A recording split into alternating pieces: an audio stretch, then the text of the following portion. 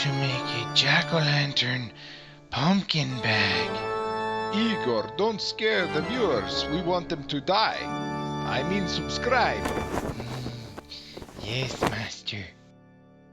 Okay, now to start this project, we're going to tie a slip knot, but we're going to put it on the peg opposite of the starting peg. We're going to be using the red Nifty Knitter loom, which is a 31 peg loom, and a free pattern is available at our website, americanknitter.com. Now to start this, we're going to wrap the yarn, stretching it across the loom in this manner on every peg, working around the loom. Next, we're going to thread a yarn needle with a very long length of orange yarn. Now, the easiest way to thread a yarn needle I've found is to wrap a piece of paper around the yarn and fold it, then put the piece of paper in the eye of the needle and pull it through. This will be ridiculously long, but you will use it all, and chances are you'll end up having to tie more on. That's okay. I'll show you how to hide those knots at the end of the video. But for now, just do a very long length of yarn, and you will be weaving it over and under, around and around and around and around and around and around and around. Now, while you're doing this weaving, I'll give you some tips. What you want to make sure is that if you wove the yarn under, the next pass you want to make sure that you weave the yarn over. Now, it's okay to make some mistakes once in a while, but if you keep making them, it'll kind of bunch up and it won't look very nice. Also, as you're weaving around, you'll want to pull the yarn into the center. Make sure it's kind of packed tight as you work. This will prevent any kind of gaps or holes once you reach the end of this part. Now at this point you can kind of see that it's taking shape, but it's not a perfect circle. Don't worry about that. Just keep weaving it up and down, over and under, around and around, and around and around and around. Now at this point I ran out of length on my yarn, and so you cut it off, and remember that as the circle gets bigger it actually uses more yarn, so you're going to need still a pretty long length. So feed some onto a yarn needle and then just tie it on to those ends you cut, and just tie a simple square knot, but if you can't tie knots, tie lots. Just keep going. Now when you're done weaving it should look like this, and you'll want to get the yarn as close to the pegs as you can all the way around. And this is where pushing it in and making sure it gets tight in there really matters. Now if you have a lot of yarn still on your yarn needle, you can use that to wrap the second row of yarn around the pegs, and just know that the two strands would count as one row. If you don't have a lot of yarn, you can just weave the needle and the yarn through the work that you've already done and then tie it off. But we have a lot of yarn still on our needle, so we are going to go ahead and wrap the pegs just like you would make a beanie hat or any other project, going counterclockwise around each peg while working in a clockwise direction around the loom. So if you don't have enough yarn to go all the way around the loom one time, then just weave it through. Otherwise, wrap it around. We're going to make 3 rows of yarn. So we're actually just going to do 1 row of this double strand that we used to weave, and then we're going to tie into the existing working yarn. So cut off the end of the yarn from the needle, then just tie it straight onto the working yarn that was wrapped around the side peg. Then wrap the 3rd row of yarn.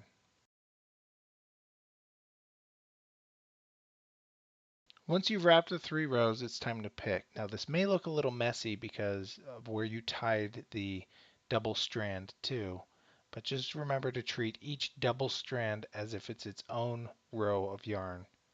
So continue wrapping and picking until you've added 7 rows from the base of the basket. With the 7 rows completed, you're now ready to add the face of the jack-o'-lantern. So we're going to wrap 2 pegs and then skip 9 pegs. and then wrap all the way around the rest of the loom. Now I used my thumb to kind of pull the yarn so that it stays somewhat loose, so it's not tight. You'll see what I mean at the end of the project, but just know that you don't want to make that span where you skip 9 pegs. You don't want to pull that yarn super tight. With the orange yarn secured, it's now time to add the black yarn for the face of the jack-o'-lantern. So we'll start it on the 3rd peg by just tying a slip knot, and then we'll wrap the other 8 pegs.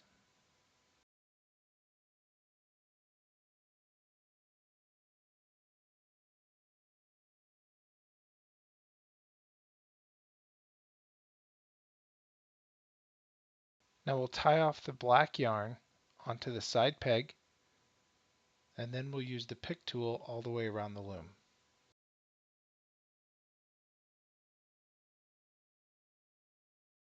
On the last row, we wrapped 9 pegs with the black yarn. This row we're going to wrap 11 pegs, and we're going to start 1 peg sooner and wrap 1 peg beyond what we did the previous row.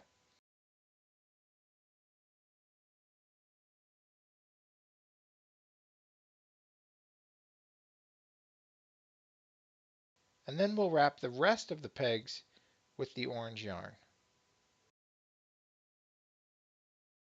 And then use the pick tool just as before.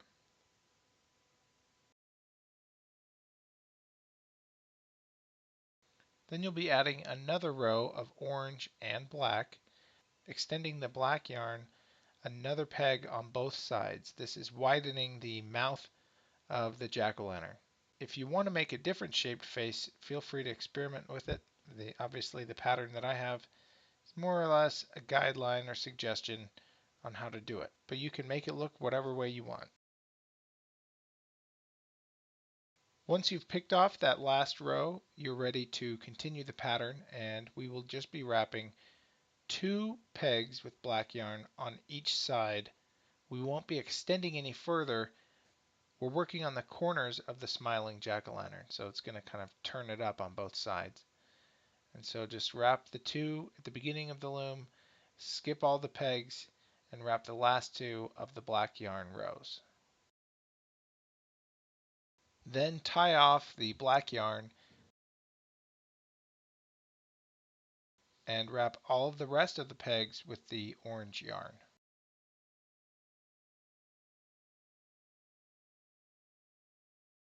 Then pick off the bottom strand of yarn all the way around the loom, and we will finish the smile of the jack-o'-lantern.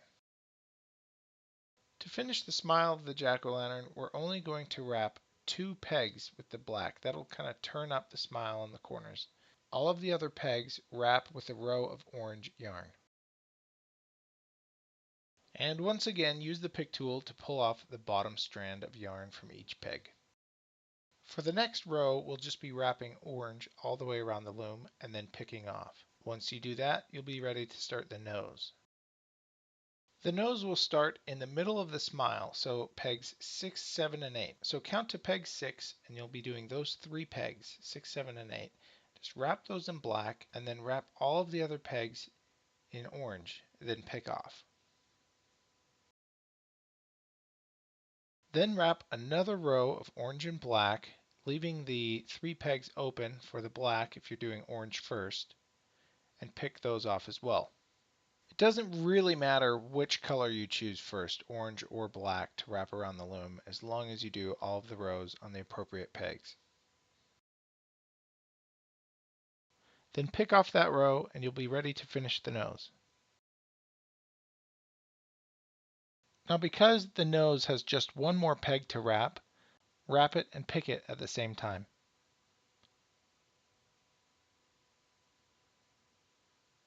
Then use your orange yarn to wrap a row all the way around the loom, remembering to skip the peg that you just picked off.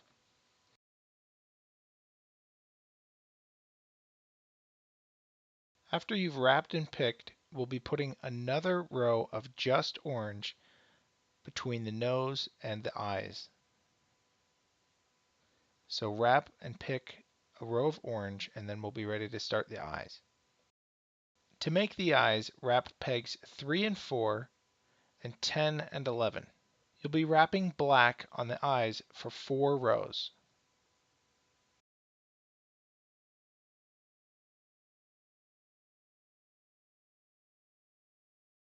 Once you've completed the 4 rows that include the section with the eyes, continue wrapping and picking for 35 rows with just the orange yarn. With the 35 rows complete, your project should look like this. We'll set it aside and start work on the handle. To make the handle, we're going to use a spool loom, which has 2 sides, one with more pegs and they're larger pegs. We're going to use the smaller side with just 5 pegs. That'll create a nice sized handle for this project. So to do this, you tie a slip knot around a peg, and you do it a lot like you do anything else on the larger looms. You wrap each peg counterclockwise, working clockwise around the loom, and you add 3 rows and then pick off the bottom row, add another row and pick it off. And we're going to continue this, and as you make the piece, it will feed through the hole in the center of the spool loom. We're going to make a piece that's about 12 inches in length, and then I'll show you how to take it off. So there's no side peg on this loom, so you just have to hold it with your finger as you pick it off. Okay, so we've created our piece. It's about 12 inches long, and it's a nice size handle. This is made with green yarn. And to take it off the loom, you take it off the same way you do a project on the larger looms. You pick off the bottom row, leaving 1 row of yarn on each peg. And then you cut the yarn, but you want to make sure you leave a length to thread a yarn needle on. And then you thread each loop of yarn off of the peg onto the needle. And then once you've removed the last piece of yarn from the spool, you can pull it tight and then weave the yarn back into the handle.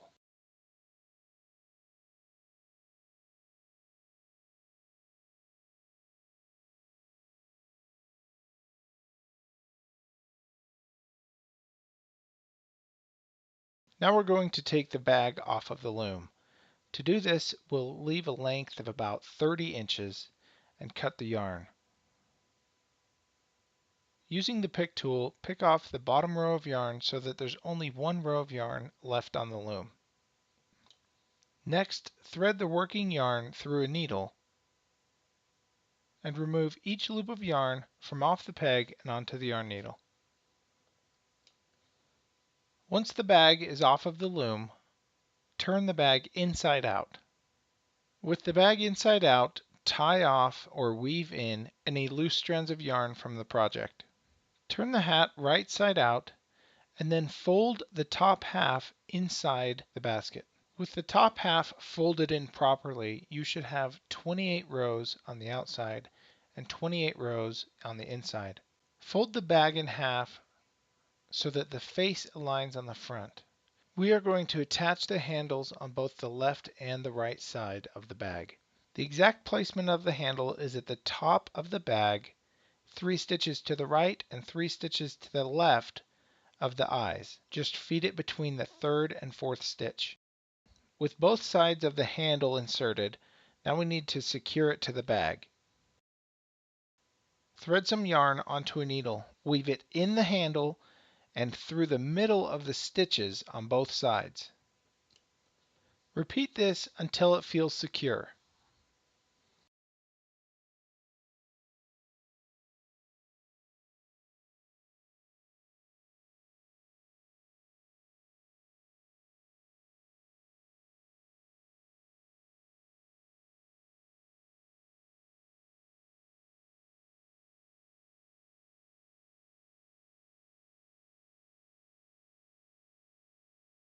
Once the handle is secure on one side, cut the yarn and tie it off. Then repeat the same process for the other side of the handle. With the handle secure, we are now ready to finish the bag. Turn the bag right side out and fold the top half back in. Make sure it aligns and you're happy with the way it looks. We'll now secure the part we folded in to the base of the bag. So turn the bag inside out, and with your stitches aligned from the first row that you wrapped on the loom to the last row that you picked off, whip stitch all the way around the bag.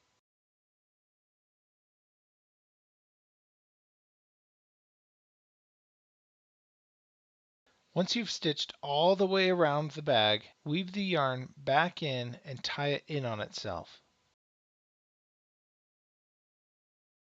Then take some scissors, cut the needle off, and tie the loose yarn with a square knot.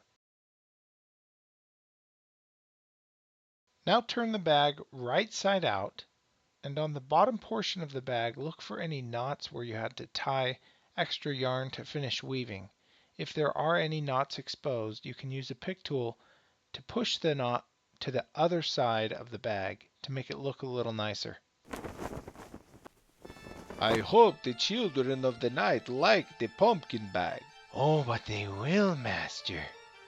If you would like more graphically detailed instructional videos, click subscribe. And don't forget to rate and comment, or I will do terrible, horrible things to you. Igor, I told you, don't scare the viewers. Please, pay no mind to Igor. He gets cranky when he's hungry. And since I don't feed him, he is always cranky.